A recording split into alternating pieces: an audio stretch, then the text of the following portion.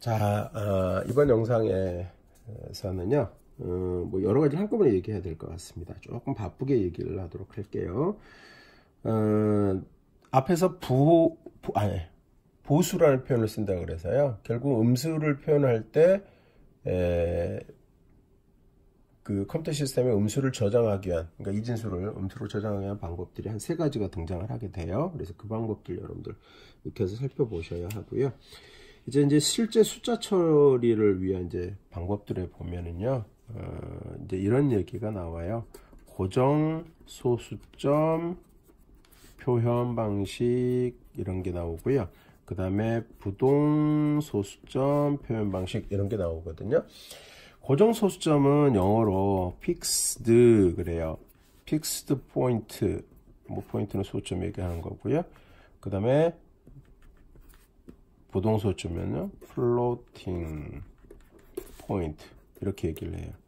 교수님 학교 다닐 때요, 이거 되게 애매했어요. 이게 무슨 얘기냐면요, 소수점이 고정되어 있어요. 소수점이 부동, 안 움직여요. 이렇게 됐어요. 그래서 교수님 되게 이게 여기서도 시험 문제 같은 게 되게 많이 나오는데, 그걸 충분히 내용적으로는 알고 있음에도 불구하고 이 단어 때문에 무지하게 헷갈렸었는데요. 나중에 알게 됐습니다. 이러한 고민들, 이러한 용어들 때문에 우리가 애를 먹는 부분이 되게 많이 있는데요. 이게 우리 잘못이 아니고 역사적 아픔, 시대적 아픔이다 이렇게 보시면 돼요. 옛날에 최신 문물들은 일본을 통해서 우리나라에 전파되는 경우가 많았고요. 우리가 또 일제 압박을 받는 그런 세상을 지내다 보니까 거기서 벌어진 문제 중에 하나예요. 근데 이런 용어가 지금도 쓰여지고 있다고 하는 거죠. 유동이 얼마나 답답했으면, 교수님이 옛날에 대학 강단에 막 썼을 때 유동 소수점이라고 쓴 책도 있었어요. 그러니까 얼마나 그 저자분도 답답하셨으면 유동이라고 썼겠습니까? 유동하면 소점이 움직인다 이 뜻처럼 보이잖아요. 근데 이 부자가, 우리 한국 사람들은 부자를 만나면, 한자 부자를 만나면요, 아닐 부자를 먼저 생각합니다. 일단 아니다라고 생각해요. 근데 이 불자는 그런 부자가 아니고 플로팅, 떠서 흘러다닌다 라고 하는 뜻이고요. 한자로 뜰 부자가 있답니다. 흘러다닐 부라고도 하고요. 그러한 부자를 쓰고 있습니다. 선거철이 되면요, 부동표를 잡기 위해서, 선거철 때 부동표를 잡기 위해서 땡땡땡 의원이 땡땡땡 시장의 상인들을 만났습니다. 이런 얘기 나오잖아요. 그때 정말 얘기해서 부동표를 잡기 위해서, 움직이지 않는 부동표를 왜 잡아? 가서 내가 압수한다고 그래서 그 사람이 나한테 돌아올 것도 아닌데, 이런 생각을 했었는데요. 그런 게 아니고 아직 마음을 정하지 못한 움직이는 그 표심을 잡기 위해서 아직도 이렇게 쓰고 있는 건데요. 이게 전산에 들어오면서 많은 사람들에게 혼란을 줬죠. 여러분들은 이 원어 단어들을 알고 계시는 게 좋을 것 같고요. 개념 설명하면 이렇습니다. 고정 소점 표현 방식은요, 자, 이런 비트가 있다고 할 때요, 소점이 여기 있다고 생각을 해요. 그러면 여기 있다고 생각해요. 뭐가요? 소수점이요. 그러면 어떤 표현이 되냐면 123을 이진수로 바꿔서 표현할 때 소점 여기 있다고 생각하고 123을 여기 집어넣는 거예요. 이진수로 바꿨다 하고요. 자, 근데 또 이런 경우도 있겠죠. 0.123 이런 경우도 있을 거예요. 그럼 그런 경우에는 어떻게 표현해요? 소점이 여기 있다고 생각하는 거죠. 여기 있다고. 그래서 123 이런 식으로 표현하게 되는, 이게 고정 소점 표현 방식입니다. 간단하죠? 자, 부동 소점 표현 방식은 약간 표현 방법이 여러 가지가 있겠습니다. 자, 어떻게 보냐면요, 우리 0.625라는 숫자가 있다고 한번 생각해 볼까요? 그러면 0.625 이 숫자는요, 곱하기 10의 0승이라는 표현을 쓸 수도 있을 건데, 다른 식으로 하면 625 곱하기 10의 마이너스 3승 해도 위에 것과 같나요? 네, 그렇게 될 것 같고요. 62.5 곱하기 10에 마이너스 2승 해도 이 숫자는 모두 다 같은 게 되죠.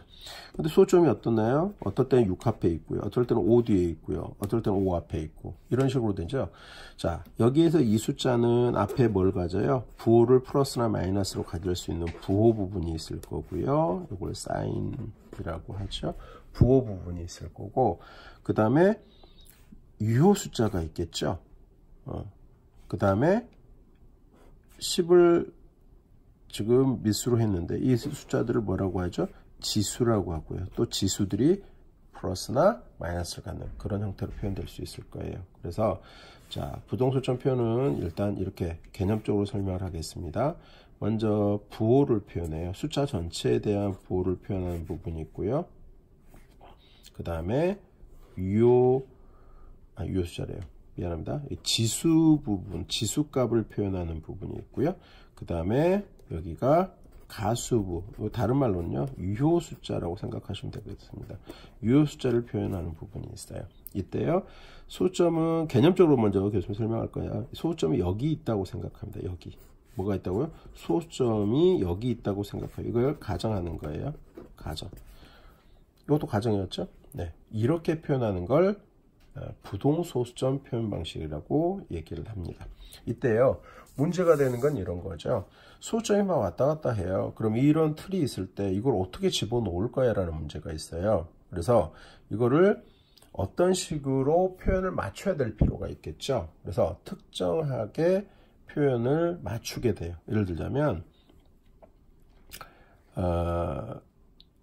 이런 규정을 두는 거죠. 예를 들어서 뭐 이 중에 어떤 걸 규정으로 만들 수도 있겠습니다만, 예를 들어서 이런 식으로 규정해서 우리가 정해 보면요, 유효 숫자를 소수점 이하 첫째 자리에 오도록 한다. 요런 규정을 두는 거예요. 그러면 이 예제에서는 어떤 게 이런 형태에 들어갈까요? 첫 번째가 이런 형태에 들어오겠죠. 그렇죠? 만약에 뭐 다른 예를 들어서 얘기하자면은, 만약에 뭐라 할까요? 진짜로 숫자 6이 아니 이런 거 같아요. 6이 빵빵 이런 숫자가 있어요. 그럼 이거를 이 규정에 맞춰서 한번 바꿔보세요. 그럼 어떻게 될 거냐면 0.625 곱하기 10에 하나 둘 셋 넷 5개 5승 뭐 이렇게 하면 이렇게 되는 것 같아요. 그렇죠? 이렇게 표현됐을 때 이제 요 틀 안에 넣을 수가 있겠죠. 이렇게 하는 걸 뭐냐면 정규화라고 합니다. 이거를 노멀 폼이라고 해요. 자, 이 개념을 알아두시고요. 우리 책에서는 어떤 걸 소개하고 있냐면 이 정규화 표현을 하면서 IEEE의 표준기구를 설명을 하고 있어서요. 교수님이 설명하는 정규하고 약간 다를 수 있는데요. 일반적인 정규화 개념은 이렇게 된다는 거 알아두시고 책에 나와 있는 IEEE의 표준기구도 알아두시면 좋을 것 같습니다. 자, 그렇게 해서 이제 정규화를 좀 더 공부를 보시도록 하고요. 이제 마지막으로 이러한 숫자 표현들 외에 이제 문자를 표현해야 되는 이제 상황이 되잖아요. 그래서 잠시 앞에서도 문자를 어떻게 표현해 라는 얘기가 있었는데요. 이런 문자를 표현하기 위한 노력들 중에 EBCDIC 코드라고 하는 IBM에서 만든 코드 체계가 있었다 그랬는데요. 실제 이제 8비트로 이루어졌던 건데, 실제로 세보니까 영문 숫자 집어넣고, 그 다음에 영문자 숫자 집어넣고, 뭐 제어문자 집어넣어도 이렇게는 뭐 8비트까지 필요 없더라 라고 해서 만들어진 게 미국이 아메리칸 스탠다드 이렇게 가거든요. 그래서 이걸 꼭 기억해 두셔야 돼요. 7비트의 영문자들 다 영문자 숫자 이런 것들을 표현할 수 있더라 라고 만든 규정 아스키 코드라고 하는 게 있고요. 이 아스키 코드를 가지고 이제 미국 사람들을 쓰는데 문제가 없었겠지만 추후에 뭐 한글, 한자, 일본어 이런 거 넣으려고 보니까 문자 체계가 너무 다른 거예요. 알파벳은 26자잖아요. 대소문자에도 52자인데.